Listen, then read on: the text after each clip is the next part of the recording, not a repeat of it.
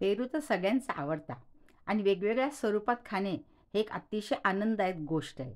कारण त्याच्यात कॅल्शियमचे पण प्रमाण भरपूर असते. अशा पेरूची चटणी आपण करणार आहोत. तर चला, मी रेखा आळंदकर. आज आपण बघूया पेरूची चटणी कशी करायची. तर इथे मी एक पेरू मोठ्यापैकी घेतलेला आहे. जास्त लहान पण नाही, जास्त मोठा नाही, मध्यम आकाराचा एक पेरू आहे.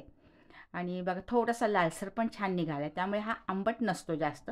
याची चटणी पण छान होईल. तर याच्या आपण बिया काढून टाकायच्या. शक्यतो जितक्या आपल्याकडनं निघतील तेवढ्या बिया काढून टाकायच्या, म्हणजे ते दाताखाली येणार नाहीत. तर अशा बिया मी काढून टाकते. कारण की पेरू अतिशय लाभदायक आहे आणि त्या त्या सीझनमध्ये जे जे फळं असतात ते आपण खातोच. आणि पेरूच्या दिवसात तर पेरू तिखट मीठ लावून खा, कोशिंबीर करून खा, पेरूचं पंचामृत छान लागतं. पण ही आहे पेरूची चटणी. तर बघा त्या सगळ्या अशा बिया या आपण पेरूच्या काढून टाकायच्या आणि याचे बारीक बारीक आपण तुकडे करून घ्यायचे, कारण की हे आपल्याला पुन्हा मिक्सरमध्ये वाटायचेच आहेत. तर मध्यम आकाराचे असे तुकडे करून घेतले आणि बियाचं प्रमाण शक्यतो कमी असावं. जास्त जर पिकलेला पेरू घेतला तुम्ही तर मग त्या पिकलेल्या पेरूमध्ये बिया पण खूप असतात आणि ती चटणी अशी गिळगिळीत लागते. त्यामुळे जास्त कच्चा पण नाही आणि जास्त पिकलेला पण नाही, अशा मध्यम स्वरूपातला पेरू आपण घ्यायचा आहे. इथे मी पेरूचे तुकडे केले, बिया काढून टाकल्यात. आता काय काय साहित्य: आल्याचा तुकडा आहे, 1 चमचा जिरे घेतलेले आहे तिथं, आणि थोडासा भाजून जिऱ्याची पूड घेतली आहे, रॉक सॉल्ट म्हणजे काळं मीठ, आणि थोडंसं आपलं नेहमीच्या वापरातलं मीठ.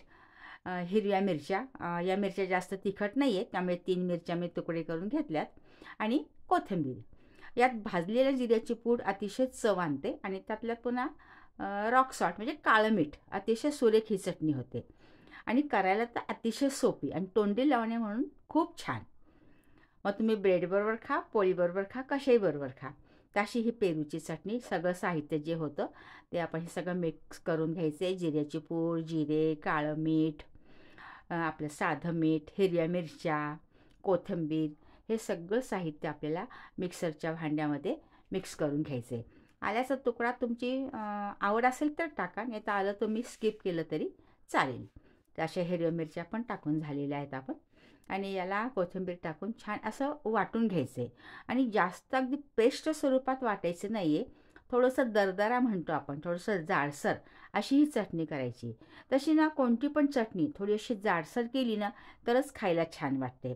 अगदी गाळ केली तर ती चटणी आपल्याला खाण्यासाठी चांगली नाही लागत. तर तुम्ही बघू शकता याचं टेक्स्चर झालं. एवढं छान चटणी झाली की त्याच्यात थोडासा तडका ओतायचा आहे आपल्याला. इथे जिरे टाकलेत मी, थोडा कढीपत्ता टाकला आहे, आणि तो तडका आपण या चटणीवर ओतायचा आहे की मस्तपैकी आपली ही चटणी तयार होती आहे. हे बघा, असं छान दिसायला पण छान सुरेख दिसतो जिऱ्यामुळे आणि कढीपत्त्यामुळे. जास्त नाही, मी फक्त अर्धा चमचा तेल घेतलं, जास्त तेलाचं प्रमाण पण आपण घ्यायचं नाही आहे. तसा हा तडका ओतला की आपली ही चटणी डावी बाजू तयार करायला मस्त उपलब्ध आहे.